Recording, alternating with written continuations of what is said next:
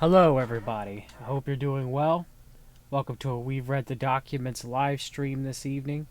I am your host, John Brisson, and today we are going to discuss the Committee on the Present Danger, China Edition, aka the Cold War Never Ended.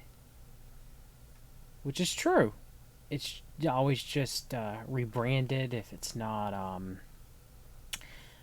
communism, which we saw with the USSR during the Cold War, or the War on Terror, which was a hot war to a certain degree, but it was still, nothing compared to the world wars previously beforehand. And then you have another Cold War that we have currently with China that seems to be brewing. And we're going to discuss that this evening. So, I've checked the sources on Wikipedia. I'm not going to read the parts where the citations were not, but just want to give a brief history of what the Committee on the Present Danger is. And then we will go into primary sources of the current Committee on the Present Danger, which is China Edition, which is the fourth Committee on the Present Danger. So, the Committee on the Present Danger is an American foreign policy interest group through its four iterations in the 1950s, the 1970s, the 2000s, and 2019. It has tried to influence all the presidential administrations since Harry S. Truman. The focus of the committee is evidenced by its name: to lobby Washington to take the committee sees as needed action to counter perceived present danger to the United States and its sphere of influence. The committee first met in 1950, founded by Tracy Voorhees, to promote the plans proposed in NSC 68 by Paul Nitze and Dean Acheson. It lobbied the government directly and sought to influence public opinion through a publicity campaign, notably a weekly radio broadcast on mutually broadcast system through 1951. So you have...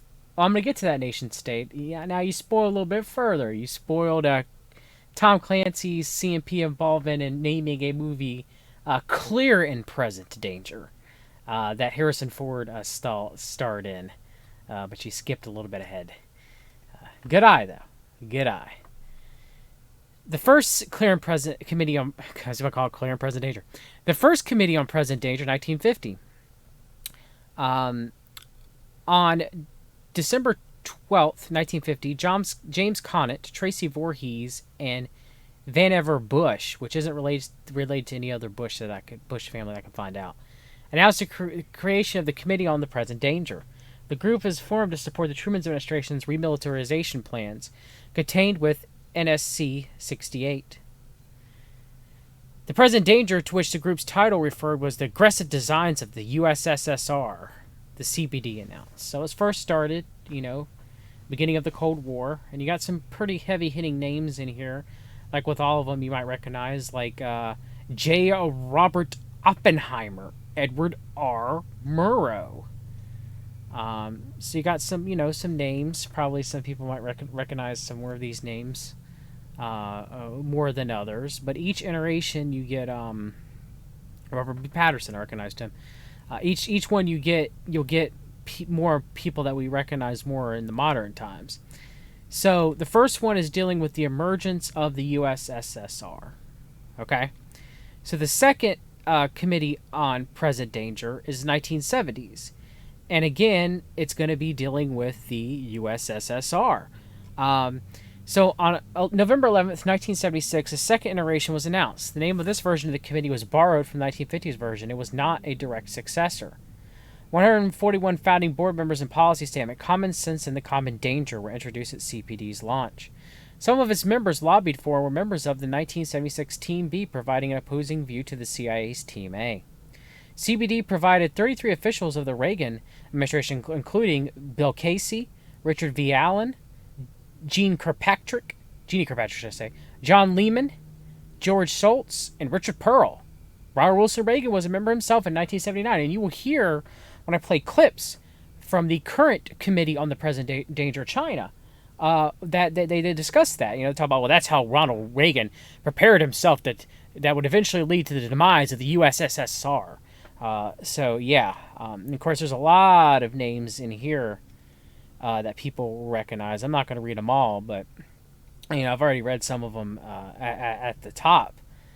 But you'll see a lot of people who eventually would go on to be part of the Council for National Policy and be part of the Ronald Wilson Reagan and George H.W. Bush administrations that made up the second iteration of the Committee on Present Danger, which I titled the Committee on the Present Danger Cold War.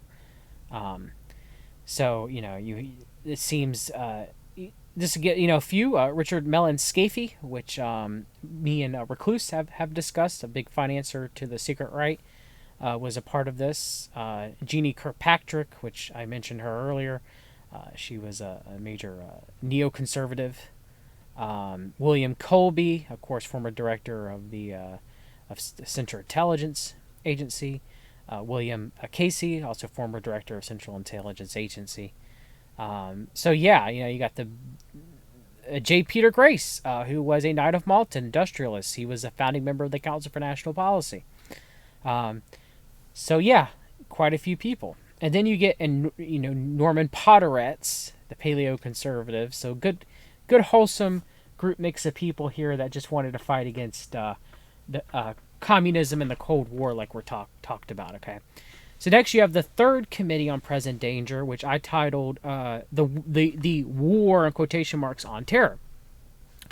So for this one, in June 2004, The Hill reported that a third incarnation of CBD was being planned to address the war on terrorism. Imagine that. So you have the issues with communism. So CBD, communist, USSR, first one. Second one, CBD, USSR times 2, or do.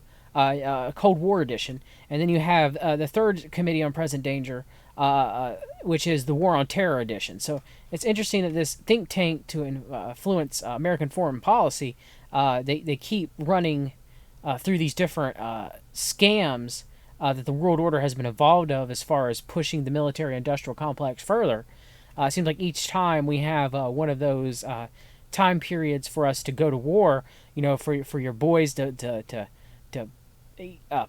lace up your boots and march them off to one degree or another.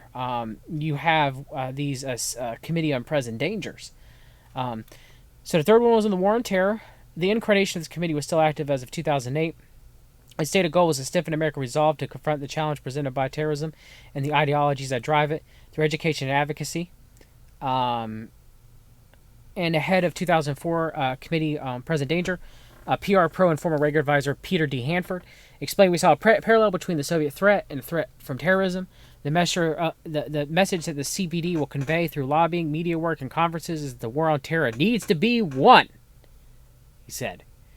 Members of the Committee on Present Danger 2004 include Vice President for Policy Larry Haas, Senator Joseph L. Lieberman, and former CI Director R. James Woolsey Jr., former National Security Advisor to President Reagan, Robert C. McFarlane, and Reagan administration official and 1976 committee founder Max Kampelman.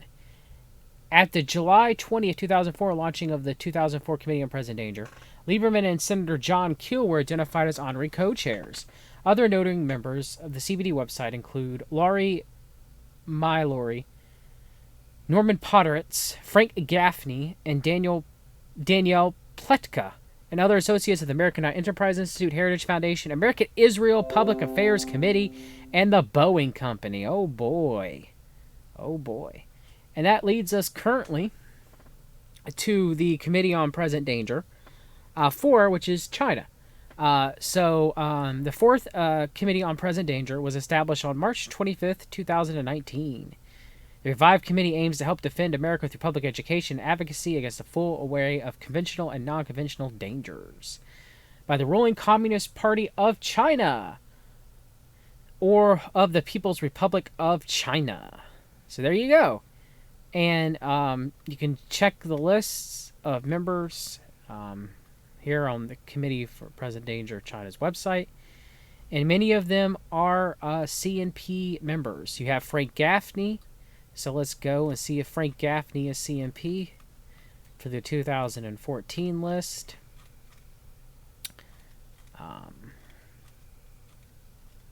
There he is.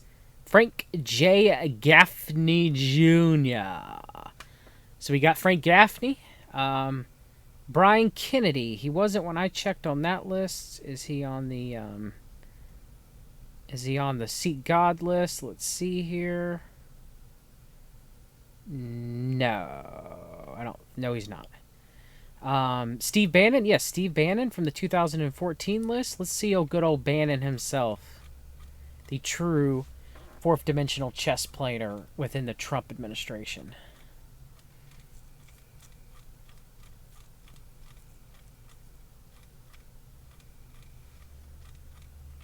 Let's find Bannon.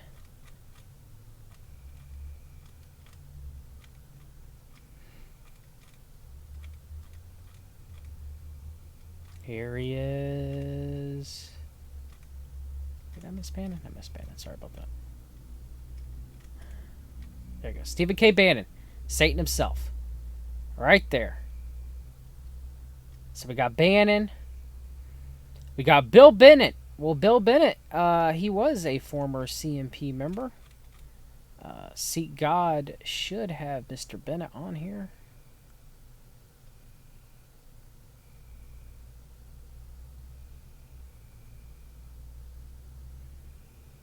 No, for some reason, he is not listed on here, but Bill Bennett is. William Bennett was in the CNP. And then Dan Blumenthal, I don't know. Paul Berkowitz. Joseph Bosco. William G. Boykin. William G. Boykin is also a Council for National Policy member and a Knight of Malta.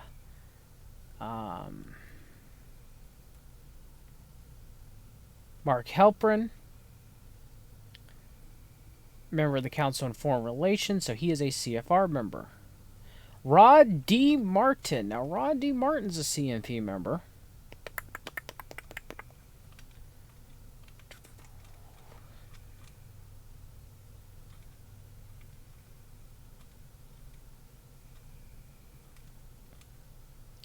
Rod D. Martin, founder and CEO of the Martin Organization.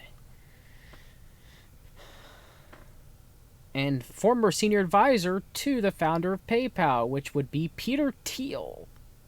Bob McEwen, former member of Congress from Ohio and executive director of the Council for National Policy. R. James Woolsey Jr. Woolsey's still sticking around, ain't he? So yeah, quite a few major CNP members within, and a few CFR, because of like these think tanks, you're going to have some or the other, you know, you always, these major world order think tanks that put them all together, you know, you'll end up having people of both come together. So yeah, you know, you have some major CNP people within the Council on the Committee on the Present Danger, China, and they're going to push forth something that we're going to get to in a minute, and why I am not a fan of this group. I was trying to see if I recognize any more other names, CNP, but offhand, I do not. And I don't want to go check every person in the 2014 list.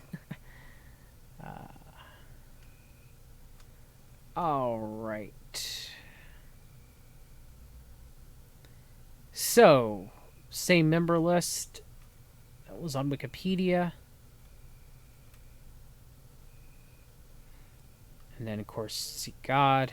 And then the 2014 CNP list. Okay, so let's read defense.info. Launch of Committee on the Present Danger, China.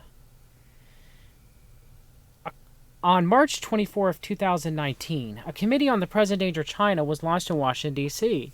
According to the website for the group and announcing of the launch, Washington, a distinguished team of China experts, national security practitioners, business leaders, human rights and religious freedom activists, and others will launch the Committee on the Present Danger China to reprise a critically important role played by an earlier incarnation of such a group during the darkest days of the Cold War.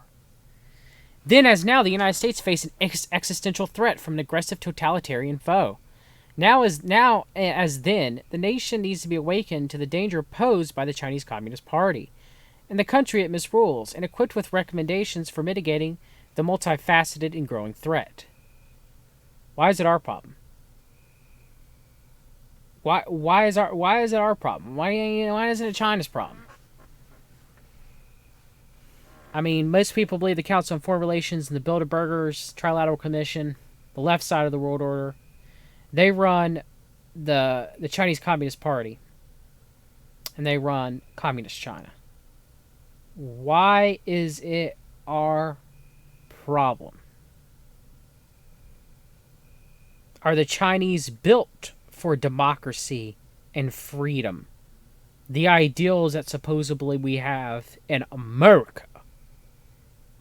Are every country in the world built for that? Well, the world police of the world order, whether it's the CFR or the CMP, they will make you think that that is true. That we need to spread democracy to the world and be the world's police. We got to send our boys and our girls overseas to die in pointless wars and being set back in body bags. And no, I'm not against the people within our military. I feel bad for them.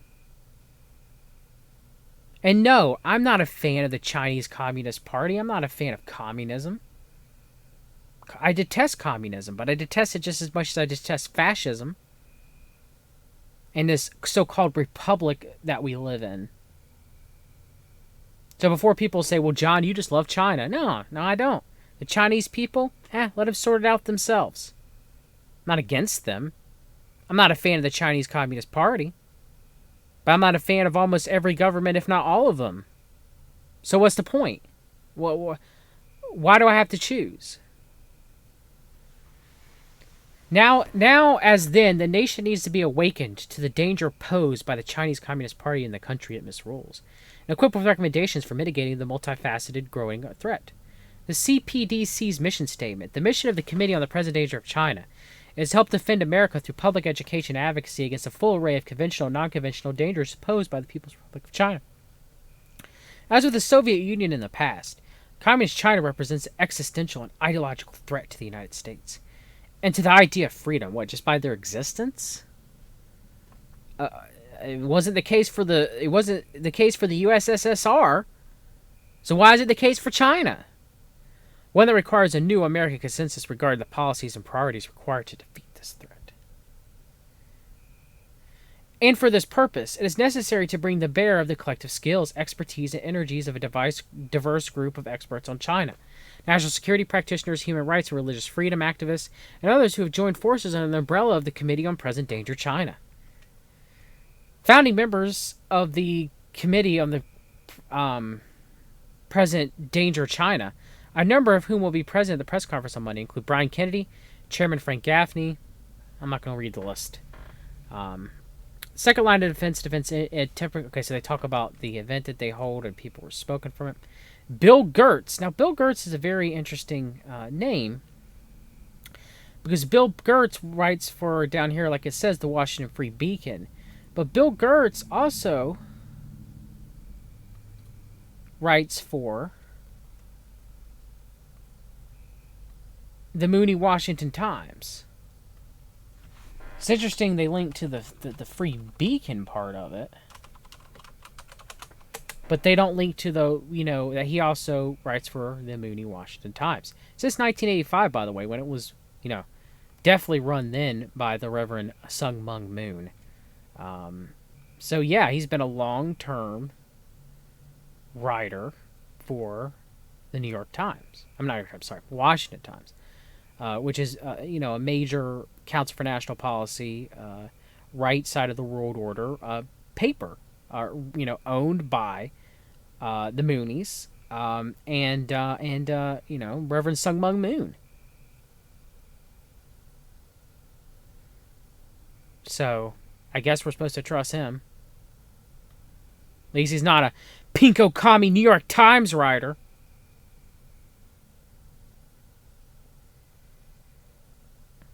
China under Communist Party rule poses an existential threat. It must be countered with stronger defense, economic, and political measures, according to a new committee of experts. Former government, military, and intelligence leaders, joined by business leaders and human rights advocates, warned during an inaugural press briefing that Communist China poses the most dangerous threat to the United States and the world. Oh, does it? Huh. Why not Israel? Why not Russia? Why not Iran? Why not North Korea? The other boogeymen that we're told. Why not our own government within the United States? Why isn't it a possible dangerous threat to the citizens of the United States? Why does Communist China have to be the boogeyman? Boogie, boogie, boogie, just like the USSR. It's like during the Cold War. Duck and cover drills under your desk because you're going to get nuked.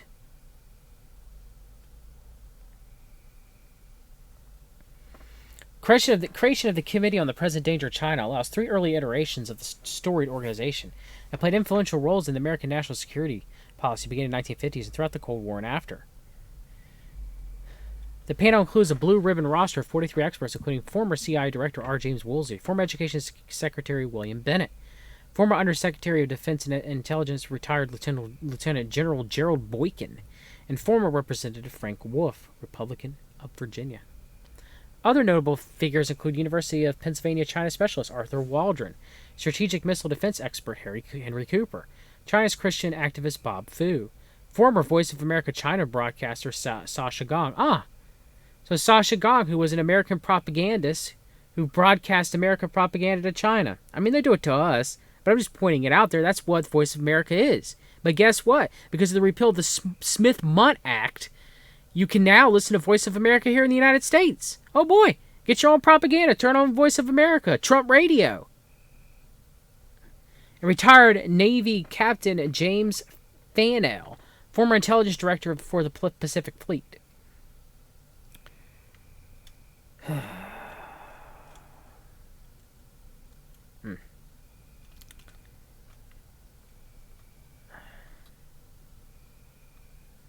Now, of course, a diplomat being the left side. So let's see. Okay, so that's how the right side points the Committee on Present Danger as being like a necessary think tank of the world's best and brightest to come together and find out ways that the United States can outwit and overcome the communist Chinese threat. It isn't like America is the most technologically advanced military prepared society on earth. Okay? It's not like that. But whatever. China is so much of a threat to us just as the USSR was. The United States scare campaign against China. The political calculations exaggerated the present danger from the Cold War to today. The marker of mature statecraft is the ability to access international challenges and devise appropriate responses for prudence, passion, and proportionality. Despite decades of global leadership, however, American diplomacy remains given to bouts of adolescent hysteria. These fevered crusades produced some of the costliest mistakes in American foreign policy, such as the vast overkill of the Cold War nuclear arms buildup, and disastrous wars in Vietnam and Iraq. Yeah. These people advocated, through their number of iterations, the failed wars to spread the quote-unquote fake communist chessboard. Now, there is some truth that you could say between the CFR and the CNP, the left and right parts of the world order, fighting over certain countries like a chess game. Maybe there's some truth to that. But maybe they're all together at the top like the mafia, as Recluse had put it. And maybe occasionally the mafia gets in some squabbles, and some territorial disputes. But they do overall what the people at the top tell them to do. Maybe it's like that. I don't know. we can never know. So since we can never know, sometimes it's hard to make a true decision of whether or not everything that we see is theater when it comes to parapolitics, or there really are different groups fighting amongst one another for power, communism or fascism, Fabian socialism versus communism, and whoever wins, we lose. I don't know. Sometimes it's hard to figure that out. If someone has the answer, please tell me. This reflex has more to do with domestic politics than the realities of international competition. As political scientist Theodore LBRY observed, U.S. leaders routinely exaggerate foreign threats and oversell proposed solutions as a means to free themselves from the shackle of democratic government. The Trump administration's alarmist rhetoric about China offers a case in point. The 2018 National Defense Strategy asserts that Chinese leaders seek the displacement of the United States to achieve global preeminence, which is everything we've always been told by the right side of the world order. We're told that China wants to unseat the United States, but at the same time, these people are selling our manufacturer base, among other things, to the Chinese for profit for both countries to move them out of here. Now, you could argue, well, it's always the globalists. Well, then look into BlackRock. Maybe it isn't always the globalists. Lee Veltman brought up in the chat, and he's right. We look up the BlackRock that owns vested interest in the majority of these corporations and their connections to the right side and the left side of the world order. Then you end up with it becomes very confusing at that point, because we're told, you'll have people on the right like Stephen K. Bannon, who will say it's all the globalists, it's all the leftist enemies that you could ever hate. Alex Jones will tell you the same, but that's not necessarily true. Like, one thing that we know that's true, and I will play it in a little bit, is when they talk about the Uyghur Muslims and how much China discriminates against them. However, Eric Prince, which is the Prince family and the DeVos family are big members of the Council for National Policy. Eric Prince is very much high up in the world order. Well, Prince, hold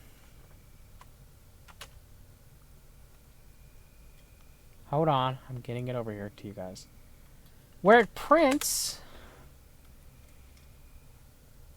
signed a deal with the Xinjiang training camp to build detention camps for the Uyghur Muslims, and then Eric Prince goes, "Well, I didn't know. I didn't know we were gonna help build detention camps and probably staff them with some mercenaries for the communist Chinese to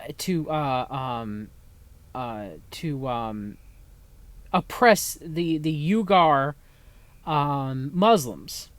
And I want to get a shout out to Greg McCarran from The Antidote. He's the one who brought this to my attention. I had no idea about this. So, the right side of the world order is blaming, it's all, just like they do with Russia. It's all leftist. Well, you're going to hear Bannon talk about Biden in a minute. It's Biden's connections to China. Well, what about Eric Prince's connections to China? What about Eric Prince signing $1 million deals for Academy to build these detention camps? They're both sides of the world order, if it's all connected at the top. The world order is involved in China just as much as it's involved in Russia. The Democrats and the Republicans in the United States are involved with Russia just as much as they're involved with China, just as much as they're involved with Israel, just as much as they're involved with the Vatican, just as much as they're involved with the Swiss. They're all involved. They're all players. The rest of the Five Eyes, all of them. It doesn't matter what ideology they are. The left-right paradigm is bullshit.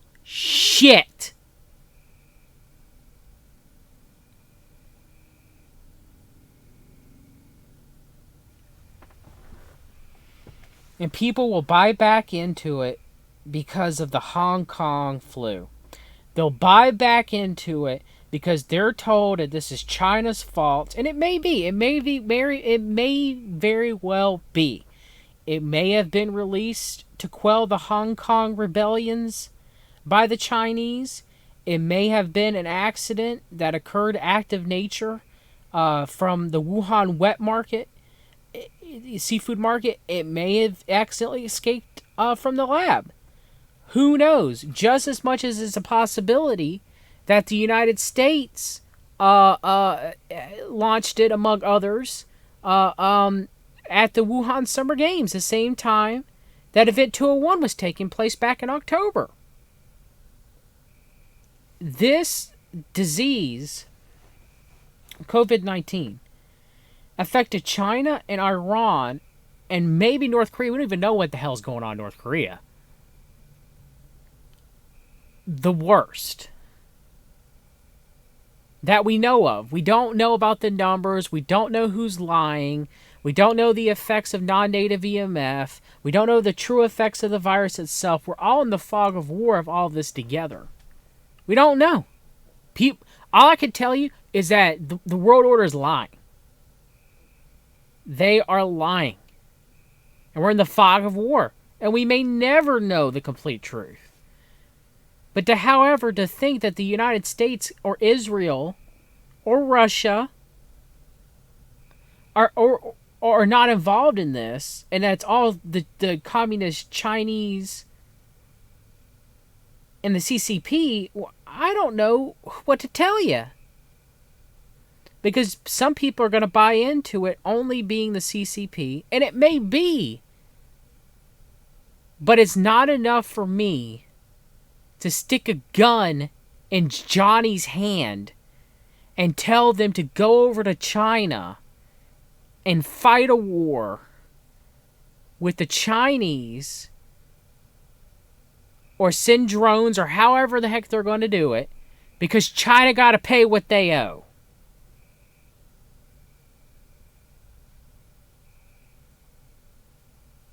Especially when both sides of our government are involved in with the Chinese. It's the biggest lie that was ever told, that the right isn't involved and they hate the Communist Chinese Party. Because they're involved with them too.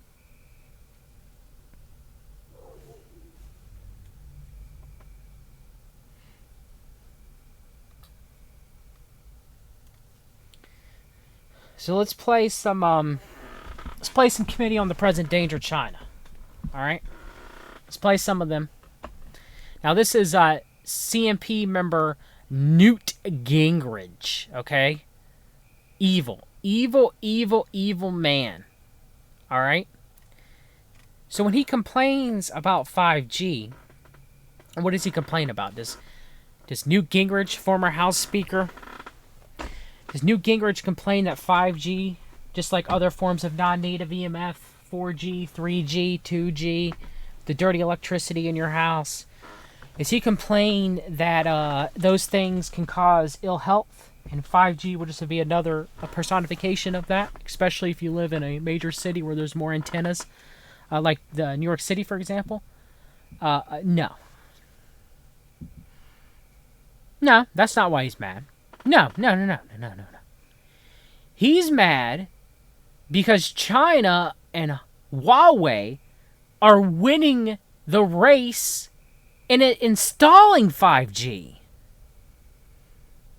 It's like when Trump signed that executive order to hasten the putting out of 5G, and Trump said, well, heck, we need 6G. Well, hold up, the QAnon people, the disciples of Q, well, they're afraid of 5G. They think 5G is a singular cause of the coronavirus. But yet, they don't blink an eye when everybody around Trump is pushing 5G because we got to be better than China. And Trump himself is pushing 5G, if not 6G. It's a contradictory belief. And it's downright dumb.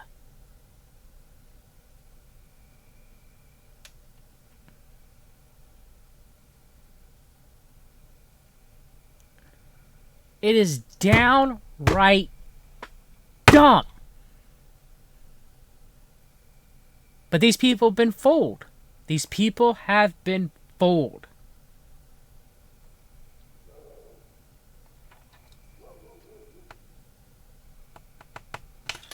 You can read this yourself. I'll read a part of it. But this is Newt Gingrich just being pissy because we don't have 5G up fast enough. And because Huawei and China are going to do it first.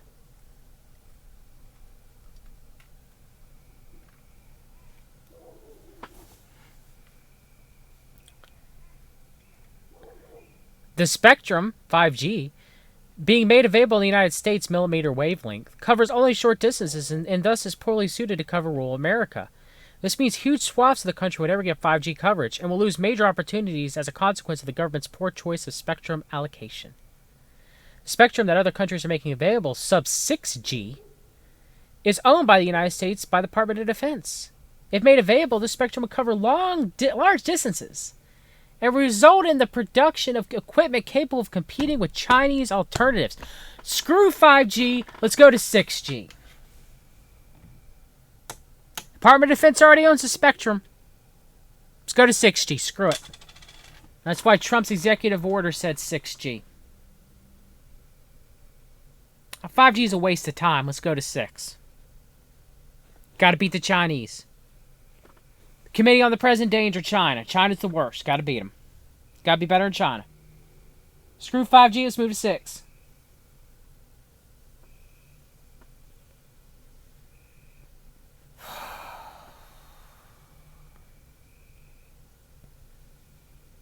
And these people think that Trump is the God Emperor and he's going to save them.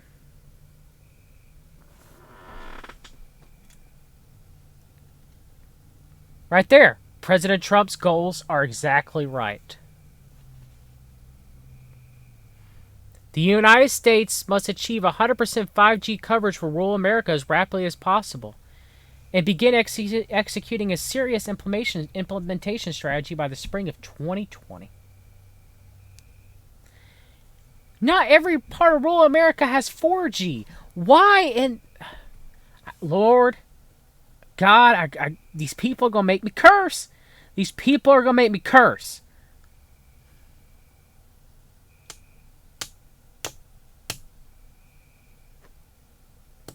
I'm trying not to curse. It makes me so mad.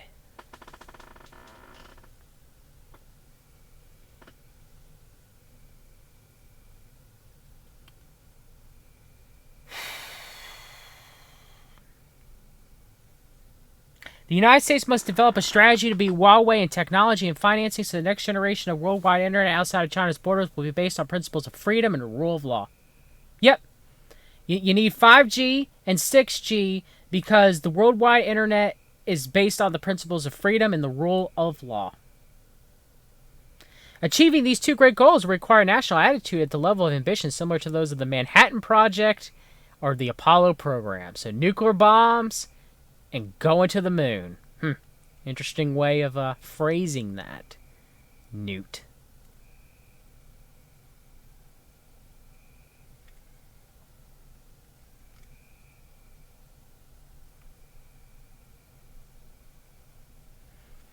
So yeah, we're going to sacrifice the health of you and yours and your family so we can compete with the Chinese and beat them. And mainly they're going to talk about, when we listen to Bannon, they're going to discuss the Belt and Road Initiative but leave out Russia's involvement, Israel's involvement with Belt and Road.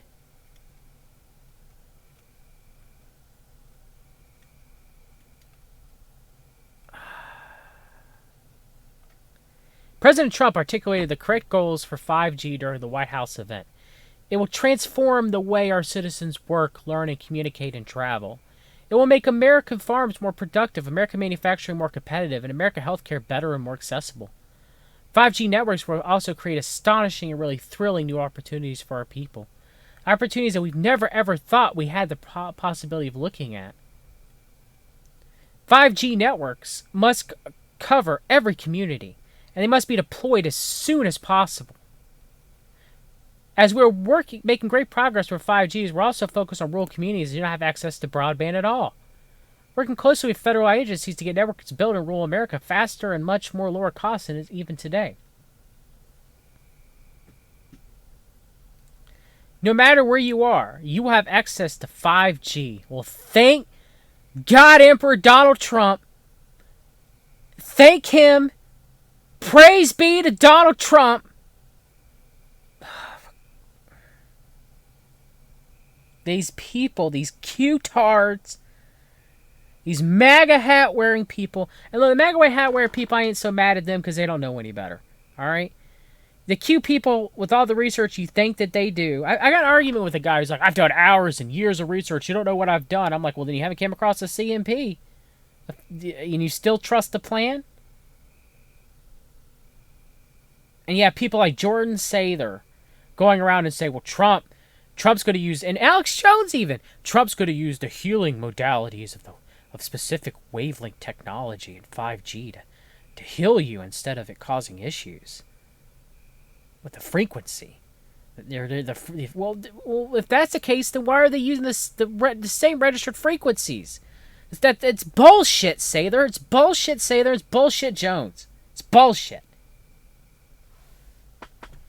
5G across the United States to beat the Chinese. Irradiate all Americans to beat the Chinese with millimeter waves. I guess, what about the radio dead zone in Virginia? Are they going to radiate that part? Can I at least move there and be safe? Jeez. Yeah, I know, Deltec. I know skipping 5G is technically possible. 5 just means generation. I know. It's possible. But it's not going to be, as 6G is not going to be, I doubt it will be healthier than 5G. All of the Gs, all exposure to the non-native EMF has differing negative effects on your health, unless properly tuned, like pulsed EMF therapy, PEMF therapy, or photo myobabulation therapy, or a Rife machine. You got to know what you're doing. I don't trust these people to know what they're doing, because at the bare minimum, they're just going to maximize profit. In the grand maximum, they're going to, population control, making people sick as a soft kill rolled into it. So again, Newt Gingrich, CMP, 5G, we have to get it everywhere because we got to beat China. So why don't we play a little bit of Bannon?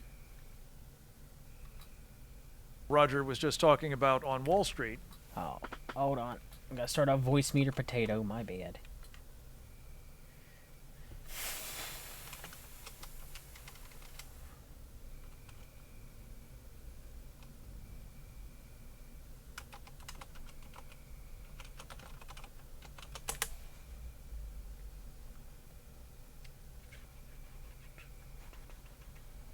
All right. That's Frank Gaffney, Council for National Policy member, an ardent war hawk, in my opinion, who really goes after the Muslims. In one of the programs that we did up there about a month or so ago, about I have no idea why the video is stuttering. My guess is these people are with communist China and controlled by spirits. Efforts to deprive really the freedom of the world. His name, of course, is Steve Bannon. He has just blown in from Europe, where he was working to prop up freedom over there. We're very grateful to him for that. And he is, of course, a former strategic advisor to President Trump and chairman of a great news organization, Breitbart, and member of the Committee on the Present Danger of China. No mention of the CMP, no mention of the Mercers.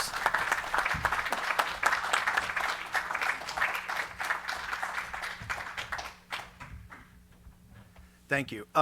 That's a reason I wanted to get back here today, was to give you a report from the front. I think the last time I saw you folks was the last week of April. And historic, Frank, I think you underplayed it with Roger Robinson and Kyle Bass and the team. A historic Committee on the Present Danger briefing at the St. Regis Hotel in Midtown Manhattan about finance, Wall Street, capital, and how it's created this Frankenstein monster, which is the radical cadre, the CCP, that controls China. I've had the opportunity since we last talked to go to Norway, Berlin, Italy, France, London, and Kazakhstan. And here's what's fascinating. People have actually... Remember, he was at Italy. Italy refused its CMP prime minister. Were they punished? Were they punished? Were they punished like Iran? Were they punished like China? I don't know. But they're not... Italy's not part of the right world order currently at this moment. Like the United States or Brazil or Israel, as long as Bibi Netanyahu's in power. Or Viktor Orban in Hungary. Or Boris Johnson in the United Kingdom. Or Putin in Russia. But Putin's like George H.W. Bush. He likes playing both sides. Let's go ahead. Start to see the videos that we've been doing. People are actually starting to understand what's going on. In every capital I was in, and I was over there principally for the European parliamentary elections, but in every capital where I would meet with business leaders, political activists, people in the populist movement, people in the sovereignty movement, some people who are in government today, and particularly financial people. We are at an inflection point because the world is starting to awaken that something has gone terribly, terribly wrong. And the reason it went terribly wrong is because of us. It is our capital, our technology, our elites that have imposed this on the Chinese people. This is not about the United States versus China. This is not about the industrial democracies versus China.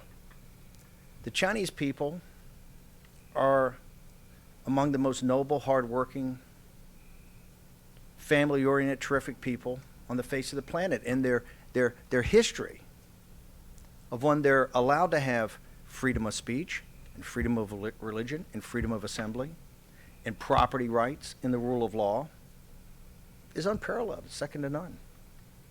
In Hong Kong and in Taiwan, in Southeast Asia and Singapore, in London, and in the United States of America. It was driven home to me actually in Berlin. I was talking about, I was making an analysis and doing an analysis and a presentation about Made in China 2025. As you all know, the three prongs of the geopolitical tsunami that is hitting us from Beijing, from President Xi and Wan Xishan, is One Belt, One Road, Made in China 2025, and Huawei's 5G rollout. Game, set, match. Yep, gotta get that 5G out. Gotta get that 5G out, people. Gotta get it out. Gotta get that 5G out. It's important. 5G's important. Gotta get it out. Belt and Road. Where's Israel? Where's Russia? They're involved in Belt and Road. Why is it all China? Why is it all China, Bannon? Israel's a big part of Belt and Road. Big part of technology that's going on. Cooperation with China. So is Russia. Russia's also a big part of the Belt and Road Initiative. Few people don't talk about the Russia's part. They only stick with the Israel part. No mention of that. It's just China. Just the Communist Party of China. No talk about what the Belt and Road Initiative and who's up to. Main power players. One talk about them. It's China. China. Gotta beat them with the 5G. Huawei stomping us.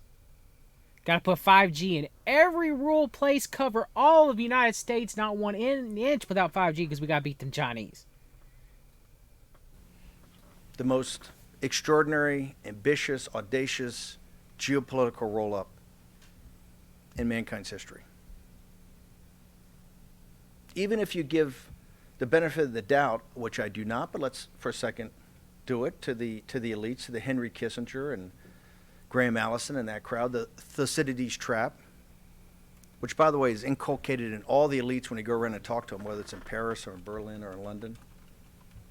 In the 16 examples, I say, it's interesting. You talk about, rising powers, declining powers, Peloponnesian War, Athens, Sparta. There's not one example where the so-called rising power was financed by the elites of the declining power. What happened to us? Look at the people of China.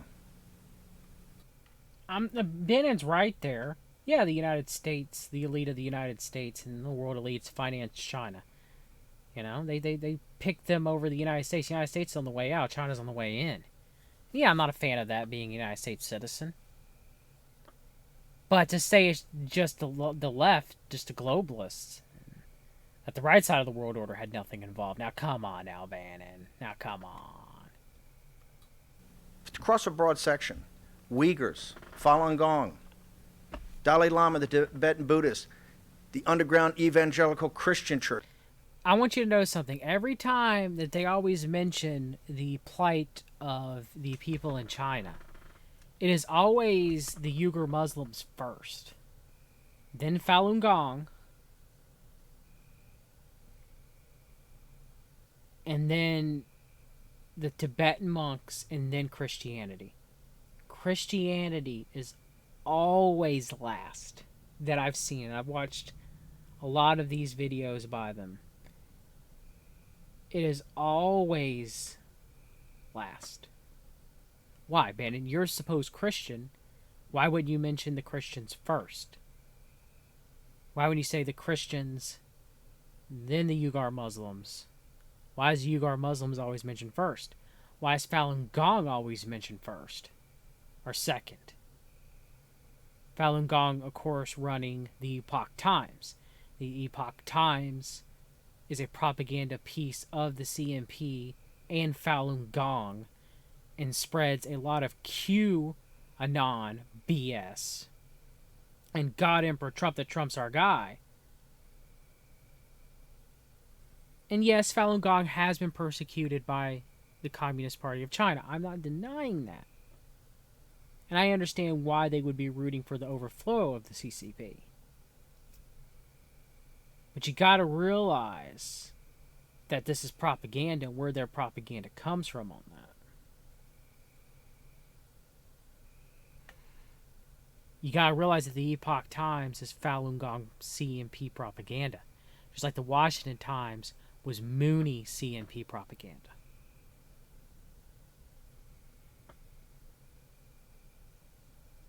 That's all I'm asking, is just to show where your allegiances lie. Stephen Bannon's allegiances lie to the Mercer family, to the fallen Catholic Church, probably the Knights of Malta would be likely. So I don't understand why. In the CMP, I don't understand why Bannon, I understand why, I guess I should say, why they don't disclose these things. But in doing so, you're given propaganda. The right side of the world order, the MAGA hat wearing people and the disciples of QAnon, they love to just rail against how much the New York Times is fake news, and it is. How much CNN's fake news, which it is. How much the Huffington Post is fake news, which it is. But they go and believe Epoch Times. They go and believe Fox News. They go and believe Conservative Talk Radio. They go and believe Alex Jones. They go and believe all the QAnon people. They go and believe the MAGA pundits on Twitter. But those people are just propaganda artists, too. And not that there can't be truth in propaganda. There is, because if it wasn't, you wouldn't believe it. But there's a lot of lies in propaganda, too. So yeah, Steve Bannon might be telling you that we sold our industry to China, which is true. But by we, he doesn't mean the right side of the world order as well. He just says it's just the globalists. That's bull. It was all the elites. They sold us out. It doesn't matter what side of the aisle they're on. Church, the underground Catholic Church, and the basic citizens of China, day in and day out, in a totalitarian surveillance state. Completely with no property rights, no freedom of speech, no religious rights, a totalitarian state that the elites of the West financed and basically gave the technology and the equipment to. NPR had a great report a couple of weeks ago. I think it was 500 companies. There was 200, 500 companies that they had gone to the files, had all somehow gone to I think it was the Treasury Department, Department of Commerce, and complained about not just forced technology transfer, but cyber intrusions, technology theft, forced technology transfers, all there. The reporter, no right-winger, not from Breitbart, from National Public Radio, went around. Every executive said, it's terrible. We're getting crushed. Not one executive would go on camera, would be Aaron Woolman, Sebastian Gorka is cast for national policy as well. So, yeah.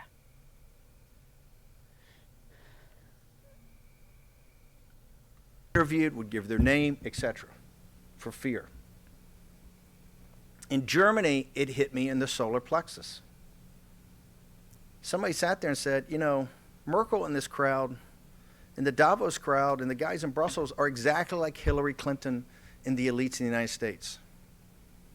They lost confidence in themselves. They lost faith in themselves. Yes, all the elites that sold us out to China, Bannon, they were all limousine liberals, and they were all coastal elites, and none of them were on the right at all. Yeah, okay. Sure. I believe that. Just as much as I believe that Donald Trump's our guy. They actually believed that we are the declining power and that they're the rising power. And who's going to pay for that?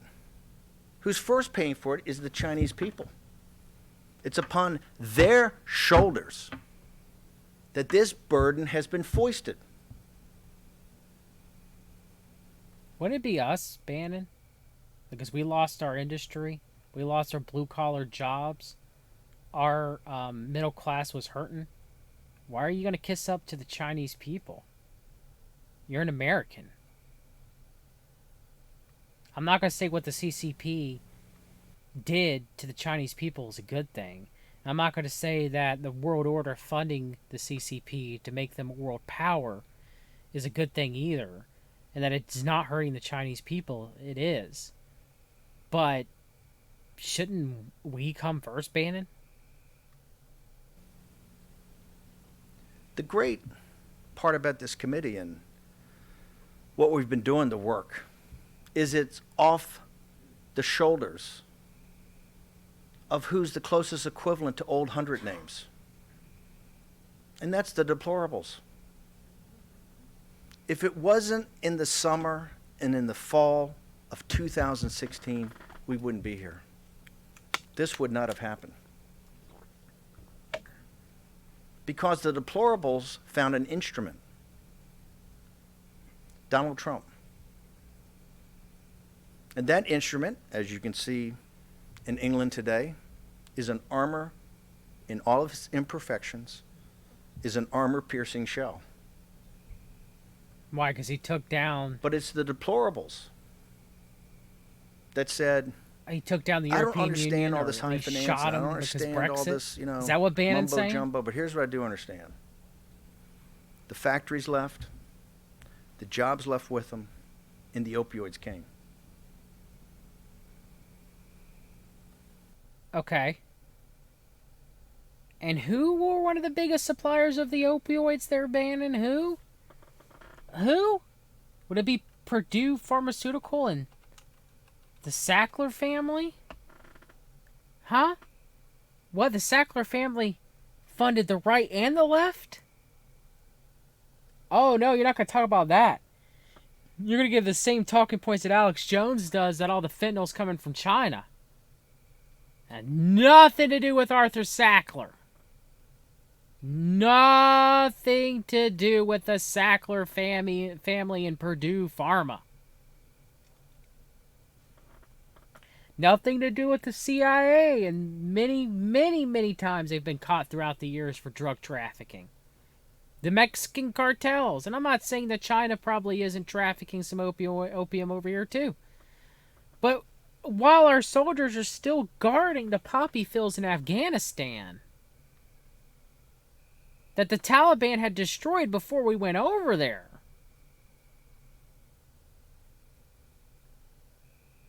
it's bullshit. It's bullshit for us to blame every single thing on China. If you go to Germany, they understand that Made in China 2025 is absolutely targeted to, was it the Mittelstand? The private companies are the backbone of German society that employed the deplorables of Germany. It's aimed right at them. The robotics and the precision engineering, it's coming right at them. They no longer can hide, and their elites have allowed this to happen. The great point of this inflection point, it's totally anti-elite how we got here. This is true. No, it's not. It's not true populism, Bannon. The Council for National Policy got Trump elected. The world order. This wasn't genuine populism. Now, maybe the people, the patriots that believed in Trump and believed in what he stood for, I myself, I voted for Trump. Now, maybe you could argue that that was true populism, like the patriots that believed in the Tea Party. You guys are there not because of those people. You guys are there because it counts for national policy. You guys are there because the right side of the world order wants to flex its muscle right now for whatever reason. And you're going to blame all the world's ills on China, all the world's ills on communism, while fascism roam, and its collective countries roam free. And look, I'm no fan of the CCP. I'm no fan of communism. I'm no fan of fascism. But for Bannon to sit here, like, we're supposed to trust the guy who knew Jeffrey Epstein, who talked with Jeffrey Epstein on behest of Trump, who, the one part of the movie, oh, what's the name of it? I'm tired. An Open Secret. And doesn't discuss Bannon's involvement with, what was his name? Not Bryan Singer.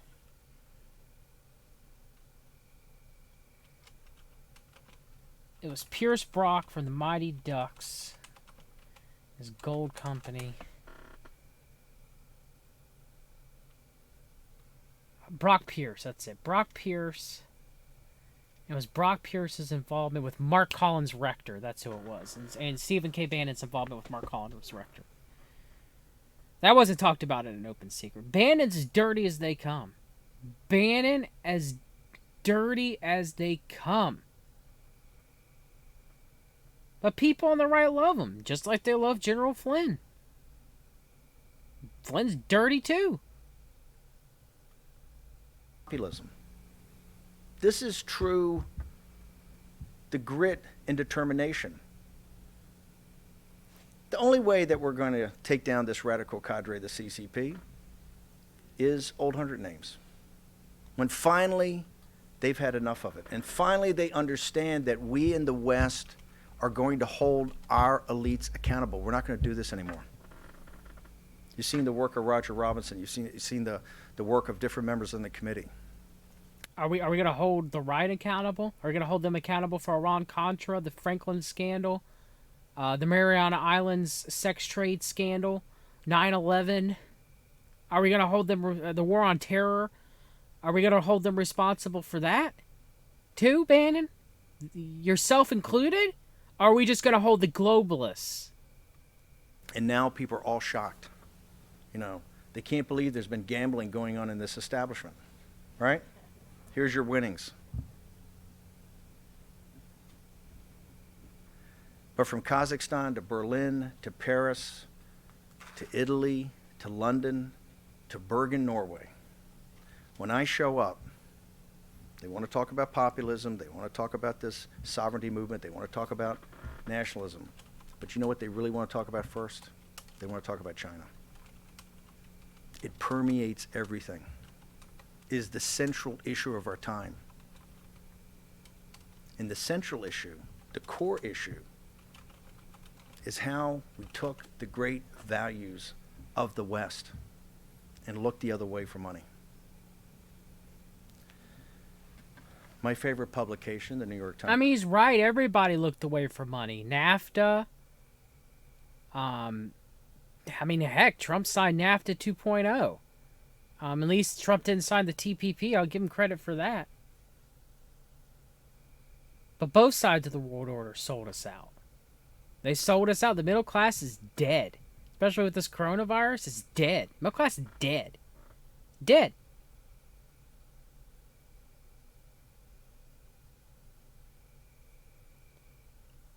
And yes, I might be happy that maybe they're bringing manufacturing back here to the United States, which is something they should have done and should have never left. But the problem is, or they bring it back for us to go to war, because you can't go to war without a manufacturing base. And those war drums, they are beating. They are beating. Times.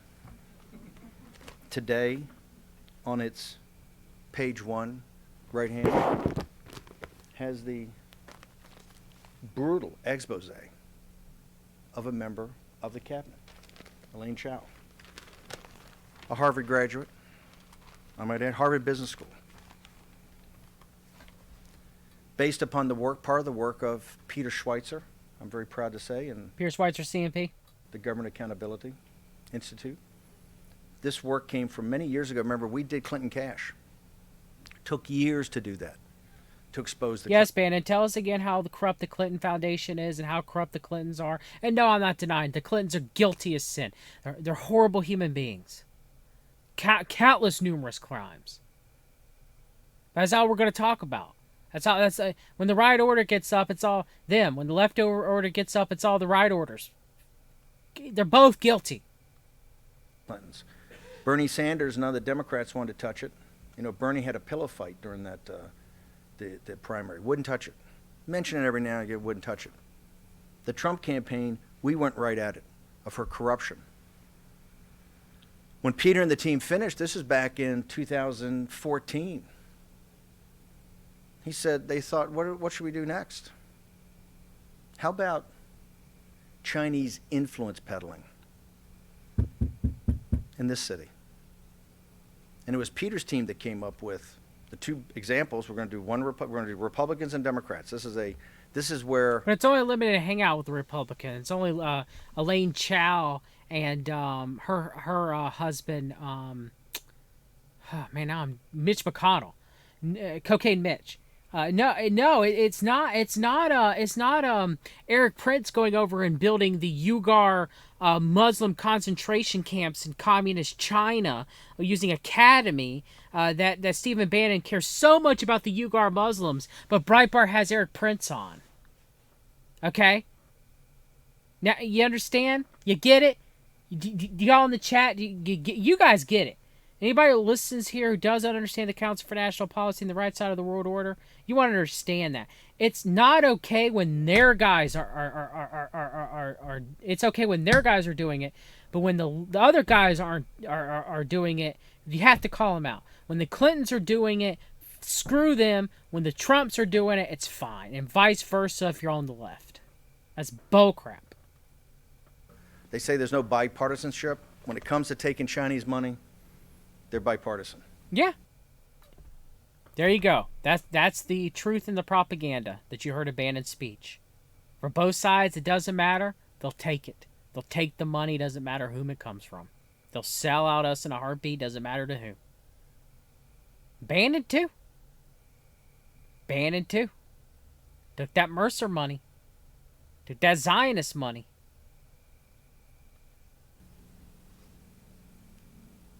But Elaine Chao and McConnell, if you read the book, and there's a lot of questions to be answered, and I'm sure they're going to be answered. But what's most shocking is Joe Biden. Now, Joe Biden is running for president of the United States, and last time I looked, he's... Yes, Joe Biden's corrupt. Creepy Joe Biden. He touches women and inappropriately touches kids. Yes, we know. Biden's guilty of sin. He's guilty with the Chinese. He's guilty with Russia, Ukraine. You know what? Trump's guilty with Russia, Ukraine too, but not in the way that the mainstream media made it out to be. Trump's connected to the hilt with the Russian and Russian Jewish oligarchs. Not the way it was portrayed in the media, because that's a limited hangout. 32 points ahead in the Democratic primary, right? 23 points here, 32 points here. I think if you look at some of these individual states now, they're putting out the polls, he's matching up or actually beating President Trump in some of the core states that we have to win. You know, I'm waiting for the New York Times. I noticed they started with the Republican on the bipartisan part, right? I'm just waiting for the paper of record, because these are actually, I know some of these are great reporters, to do the Democrat. But Joe Biden is going to have to answer some basic questions before he is even eligible to think about being president of the United States. He's got to answer not just to the people in the United States, he's got to answer to the Chinese people why he took one. Does Eric Prince have to answer? Does Eric Prince have to answer to the Uyghur Muslims, Bannon? Or are you still going to give him a platform on Breitbart? 1.5, or his family took $1.5 billion in a private equity fund to invest, and then why they invested that money in these surveillance companies.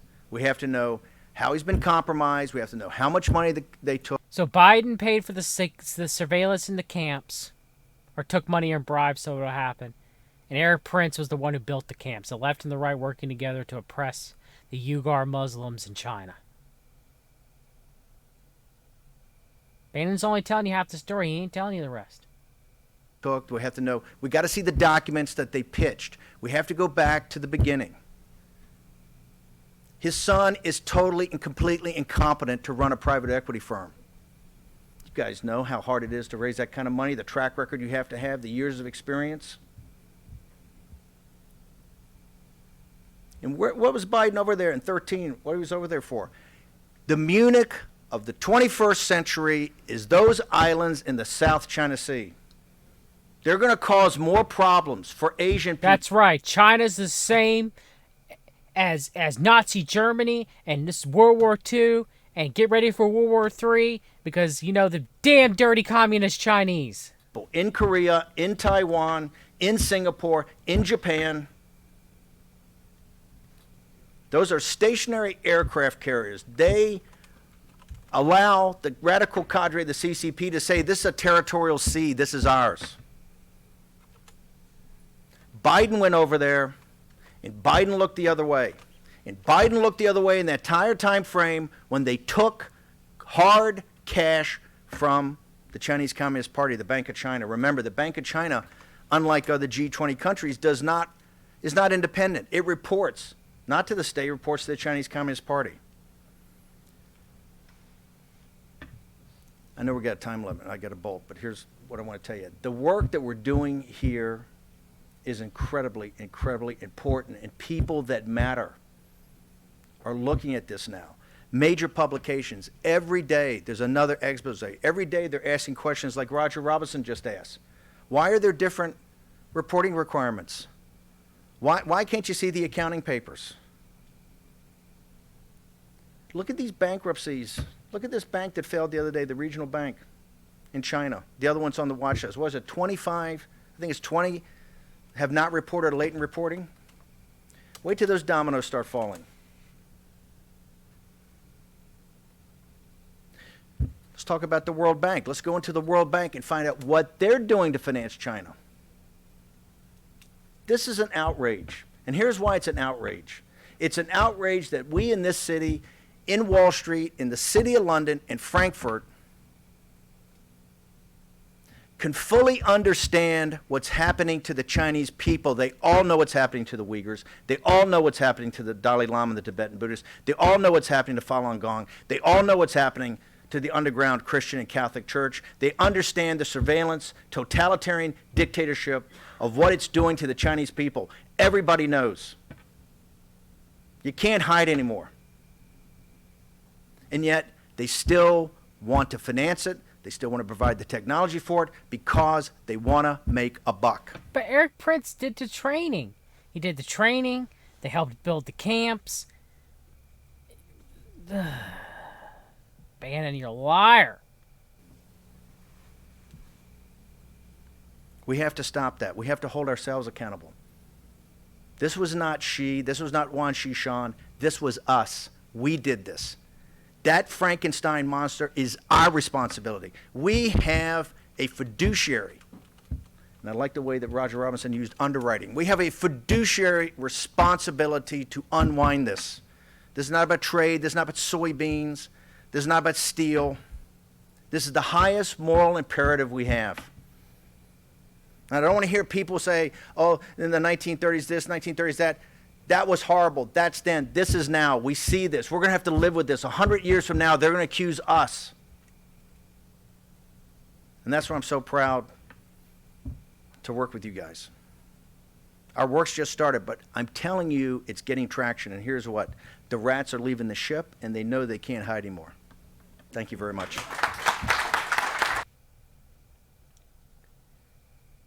All right. So you have the website for the Committee on the Present Danger of China. You have many of the stuff them talking about the coronavirus putting up there. Just 5G, Newt Gingrich, just.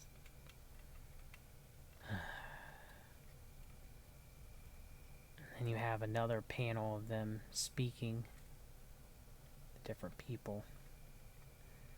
And of course that leads us to Steve Bannon's War Room Pandemic podcast, where he's pretty much calling for war with China. China got to pay what they owe. And of course War Room Pandemic was banned on Twitter today. Without reason. No reason why. They were banned. Not a fan of Jack Dorsey or Twitter, but no reason at all. And then let's play with Alex Jones today. Many people were thinking that Alex Jones was doing original good coverage on the coronavirus. And now we see that it was the CMP's ploy with Alex Jones for war with the Chinese. Did it freeze?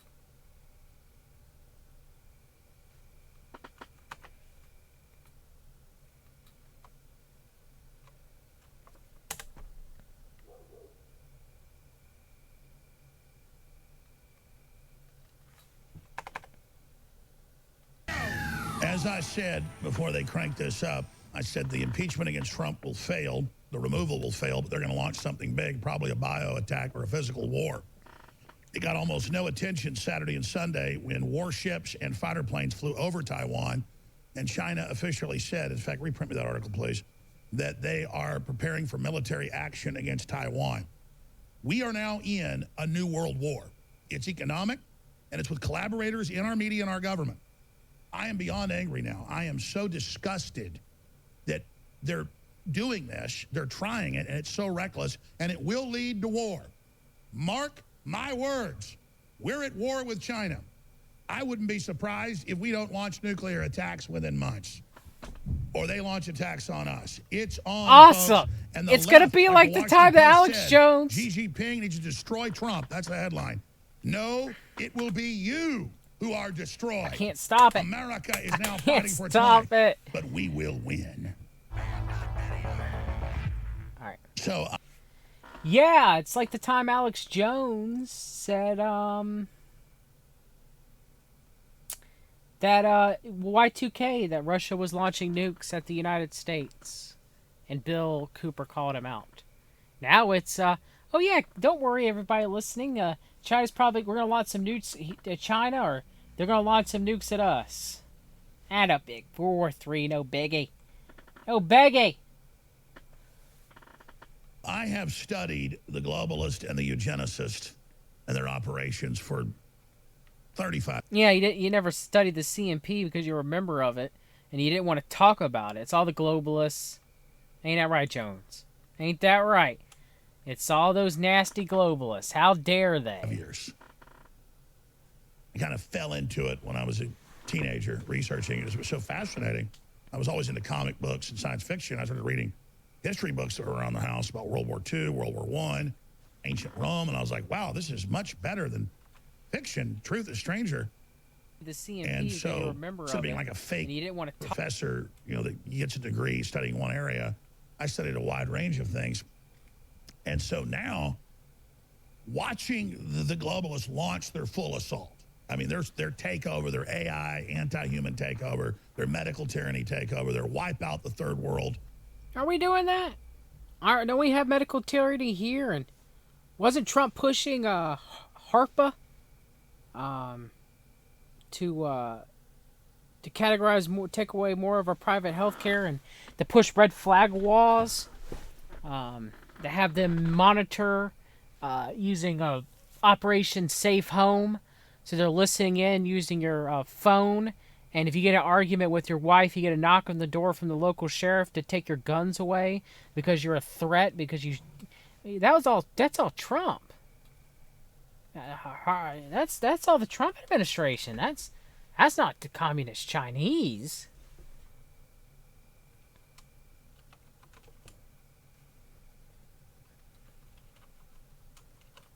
But of course, Alex Jones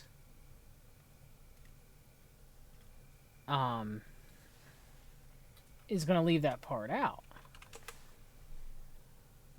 He's going to leave out HARPA. And he's going to leave out the Safe Home Initiative. He's going to leave those out. Because that doesn't fit his narrative. The Council for National Policy would never spy on their own people. The Trump administration would never do that. Bob Wright, who's a very good friend of the president, you probably heard of the Suzanne Wright Foundation. They would never develop safe homes, stopping aberrant fatal events by helping overcome mental extremes. They would never listen to you on your phone if you get an argument. They go, come take your guns. Never. That would never happen. No, Trump's our guy. Trump's our guy. Devastator weapons. And seeing America flat-footed and not knowing what's going on, and seeing the Pentagon and the CIA and the president following suit with what we recommend 6 weeks after we do, quite frankly, freaks me out. Now, it's not that the Pentagon, the president doesn't know all this, but they're in this echo chamber of globalist BS. And so just having something to ping back on that's saying exactly what they're in secret meetings saying, they're like, how does this guy know it? How do I know all this stuff? The damn New World Order's out in the open, naked as a jaybird. And so I don't even have a feeling of anger anymore, and it's gone from anger to disgust to just sorrow. You know, if America's this pathetic, we don't care about 62 million babies, and we think it's cool that the left says kill old people and don't take care of them, and that we're this selfish of a society, then fine, just burn it all down. But I want Bill Gates and others to walk the plank first. That's right. The globalists have got to walk the planks. Bill Gates the scapegoat. And I ain't saying Bill Gates ain't evil. He's evil. He's evil. But he is the one you hate. You hate Bill Gates. You hate Bill Gates. Day of hate.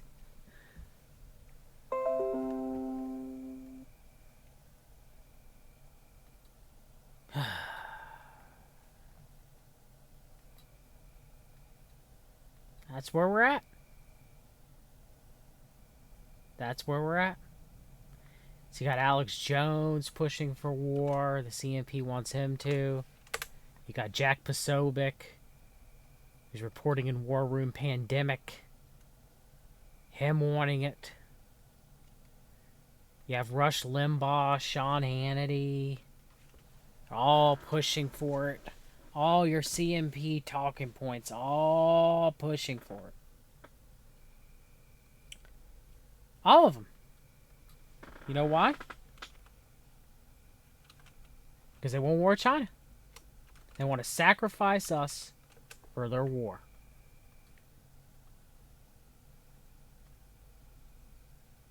Every single one of them.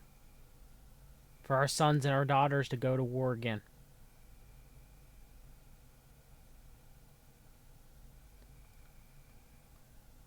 It's not our job to bring freedom to the CCP.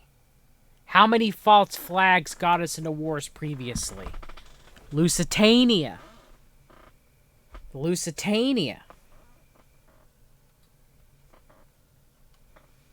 Gulf of Tonkin. The Iraqi incubators. 9/11. How many times do we get brought into a war when later it's turned out they were false flags? So what, we're supposed to take that the CCP released this virus and it's their fault and they got to pay what they owe? When all the other cases were bullcrap?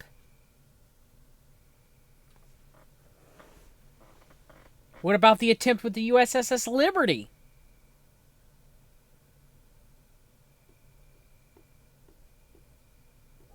But this one's different, you guys. This one's different.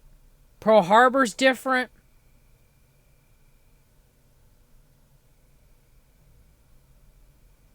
They didn't know. America didn't know about Pearl Harbor. John, what are you talking about? Lusitania's different.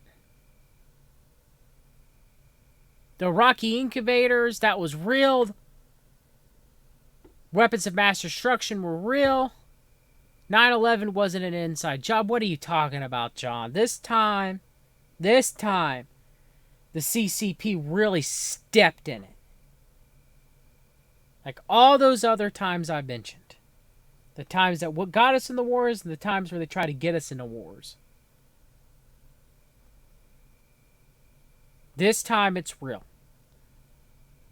Well, if you look back, it looks like it's likely, based off of all of those false flags, that this time it ain't real. It's bullshit just like the rest of them.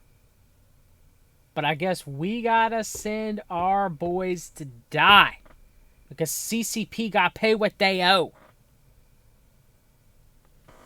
I'm a strict non-interventionalist. We can punish China through other ways. Tariffs. If the CCP really did this, if this really was... They released a bioweapon. There are many ways that we can make China pay without ever firing a shot. without the war drums beating.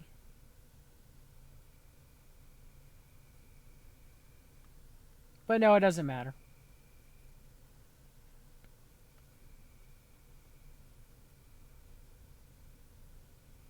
It doesn't matter. Because people will fall for it and believe it. Because of people like Jack Posobiec, Sean Hannity, Rush Limbaugh, Michael Weiner, Alex Jones. All these Council for National Policy shills, or people either within it or fighting for their cause or have spoke with them. People will be ready to send their children off to die in war.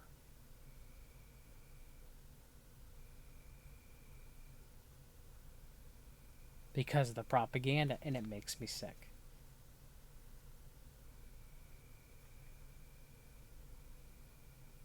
And look, I'm not saying that the Chinese Communist Party or Mao Zedong, I'm not saying that they aren't guilty of, and the Chinese dictators after Mao and Xi Jinping, I'm not saying they're not guilty of numerous crimes that they have to be held accountable for. But why do they have to be accountable by the United States? Why can't they be held accountable by the Chinese? Why can't the Chinese uprise and take care of it themselves?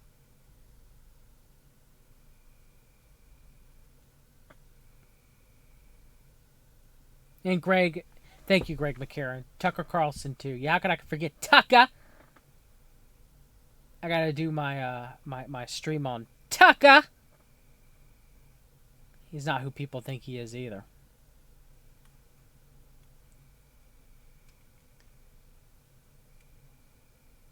But that's it for this stream. Shout out to Greg McCarran in the chat. Go listen to The Antidote. Guys are doing amazing work. Greg, hopefully to have you on in the next week or two, brother. Hope to have you on next week or two. Yeah. Fight against the war that they're trying to push with China. Fight against that. Because it's not going to be worth the sacrifice of our children. The sacrifice for our boys and girls in the military. To go fight another war brought to us by the world order. But that's it.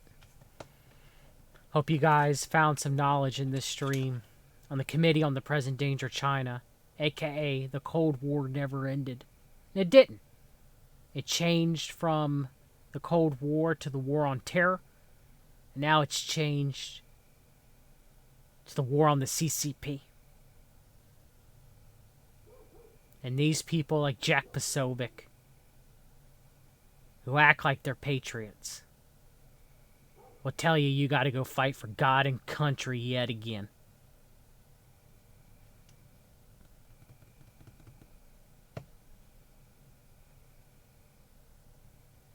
And it makes me sick.